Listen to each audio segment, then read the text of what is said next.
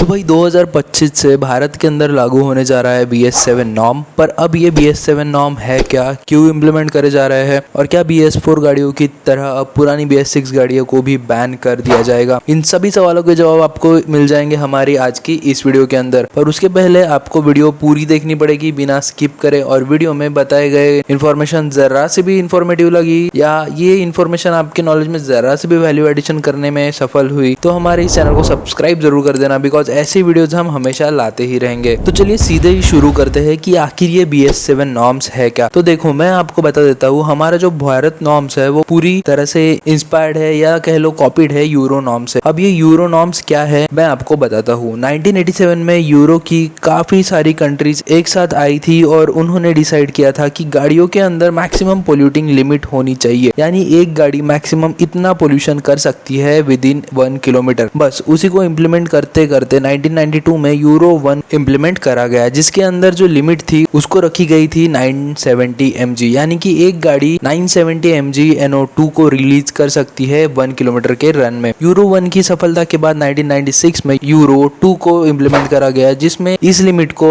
और घटाकर 500 mg कर दिया गया पेट्रोल कार्स के लिए एंड 900 mg डीजल कार्स के लिए। मैं आपको बता दूं, जैसे इसकी लिमिट कम होते जाती है वैसे ही मैन्युफैक्चरर्स को अपनी इंजन और टेक पे काम करना होता है, जिससे वो इस पोल्यूशन को कम कर सकते हैं, जिसके अंदर आराम से ये मान के चलो कि 4 to 5% का इंक्रीमेंट हो जाता है प्राइस में। साल 2000 आते आते यूरो 3 को भी इम्प्लीमेंट कर दिया गया था, जिसमें लिमिट रखी थी 150 mg फॉर पेट्रोल कार और 500 mg फॉर डीजल कार, जो कि आप देख सकते हो कि मात्र 8 साल के अंदर इतना कम कर दिया है पोल्यूशन को, जो कि कार्स मैन्युफैक्चर के लिए काफी मुश्किल होता है। अब आपको भी पता है इंडिया के अंदर कितनी गाड़ियां चलती है और कितना पोल्यूशन करती है। बस इसी चीज के चक्कर में यूरो नॉर्म से इंस्पायर्ड होकर BS1 यानी कि भारत स्टेज 1 को इम्प्लीमेंट किया गया था, जो कि ऑलमोस्ट रेप्लिका था यूरो 1 की। जब तक हमारे कार्स ब्रांड BS1 को इम्प्लीमेंट कर रहे थे अपने गाड़ियों के अंदर, 2003 में दूसरी साइड यूरोप यूरो 4 को इम्प्लीमेंट कर देता है, जिसके अंदर लिमिट कर दी जाती है 80 mg फॉर पेट्रोल कार्स और 250 mg फॉर डीजल कार्स। तो 2005 आते आते इंडिया में BS2 को इम्प्लीमेंट कर दिया जाता है, बट उसी के साथ साथ यूरोप की अगर बात करें तो वहां पे जब हम BS2 को इम्प्लीमेंट कर रहे थे वो यूरो 5 की तैयारी कर रहे थे, जिसको 2009 आते आते तक इम्प्लीमेंट कर दिया गया, जिसके अंदर लिमिट रखी गई थी 80 mg पेट्रोल कार्स के लिए और 180 mg डीजल कार्स के लिए। इसके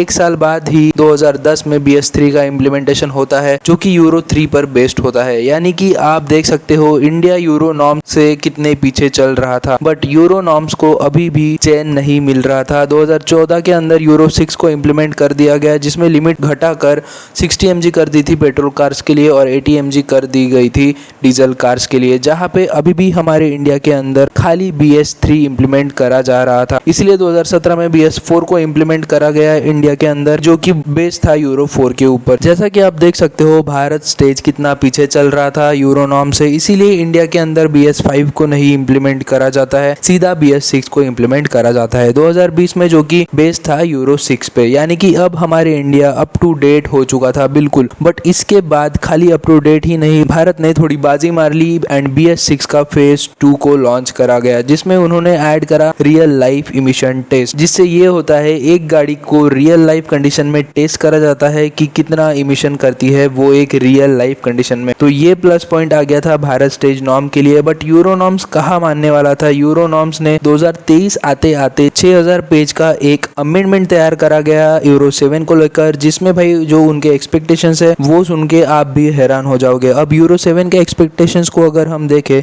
तो इसके लिमिट को घटाकर कर दिया था 60 mg पेट्रोल और डीजल दोनों कार्स के लिए, जो कि काफी ज्यादा मुश्किल होने वाला था कार मैन्युफैक्चरर्स के लिए। खाली यही नहीं, इसके अंदर एक चीज और भी थी, जो की थी इसकी केमिकल कैटलिस्ट कन्वर्टर, यानी कि यूरो 7 के अकॉर्डिंग हर गाड़ी में एक केमिकल कैटलिस्ट कन्वर्टर होना चाहिए, जो कि केमिकल के थ्रू पोल्यूशन को कम करेगा। इस चीज की दिक्कत ये है कि इस चीज को ऑपरेट करने के लिए एक एडिशनल हीटर की भी जरूरत होती है, यानी कि आप सोच सकते हो कि पूरे का पूरा सिस्टम बिठाना पड़ेगा गाड़ी के नीचे केमिकल कैटलिस्ट कन्वर्टर का। उसी के साथ साथ गाड़ी की रियल लाइफ मॉनिटरिंग भी मैंडेटरी कर देनी चाहिए। यहाँ तक तो फिर भी ठीक था, बट इसके अलावा गाड़ियों के टायर से एक छोटे छोटे पार्टिकल्स निकलते हैं, उसकी भी एक टेस्ट होना चाहिए और ब्रेक टेस्ट का भी एक टेस्ट होना चाहिए। भले ही अभी तक इसका इम्प्लीमेंटेशन का तरीका उनको भी नहीं पता था कि कैसे इसको इम्प्लीमेंट करना है, बट ये है कि उनके नॉर्म्स के अंदर ये पूरा मेंशन्ड है, जिसको लेके भाई बाहर के देशों में काफी बड़े बड़े दंगे हुए, काफी लोग नाराज है और काफी सारी कंट्रीज साथ मिलकर इसका विरोध भी कर रही है। अब अगर कार मेकर्स की भी सुने तो कार मेकर्स का कहना है कि गाड़ियां कम से कम 1.5 से 2 लाख रुपए महंगे हो जाएगी इन सब चीजों को इम्प्लीमेंट करने से, और जो टेक्नोलॉजी चेंज करनी पड़ेगी वो तो अलग ही है। अभी यूरो 7 नॉर्म से हमारे इंडिया के अंदर अगर हम देखा जाए तो Scorpio classic, Fortuner, Harrier, campus, Toyota Innova, MG Hector, safari जैसे कितनी बड़ी बड़ी एसयूवीज है उनको बहुत ज्यादा फर्क पड़ने वाला है, क्योंकि इनके अंदर इन्हीं नॉर्मल डीजल इंजन हटाकर टर्बो डीजल इंजन डालना पड़ेगा और नेचुरली एस्पिरेटेड पेट्रोल इंजन हटाकर टर्बो पेट्रोल इंजन डालना पड़ेगा, जिसकी वजह से गाड़ियों की प्राइस काफी ज्यादा बढ़ जाएगी और कार मैन्युफैक्चरर्स के माने तो डिमांड भी 10% तक कम हो जाएगी।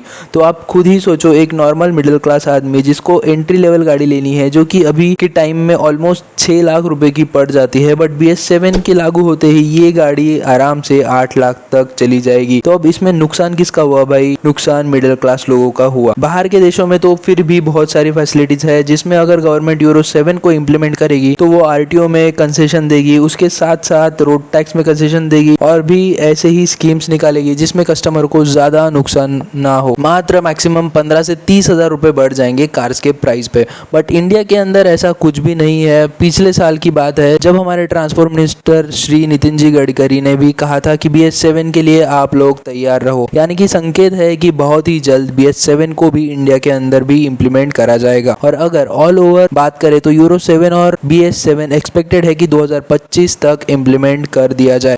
अब आपके क्या व्यूज है इस टॉपिक के रिलेटेड मुझे जरूर बताना, अपनी राय जरूर देना। बाकी वीडियो थोड़ी सी भी इन्फॉर्मेटिव लगी हो तो वीडियो को लाइक करके चैनल को सब्सक्राइब करना मत भूलना। हम आपकी जानकारी के लिए ऐसे ही मस्त मस्त वीडियोस बनाते रहेंगे। उम्मीद करते हैं आपसे नेक्स्ट वीडियो में मुलाकात होगी। This is Aniket signing off. Until next time, thank you so much for watching this video.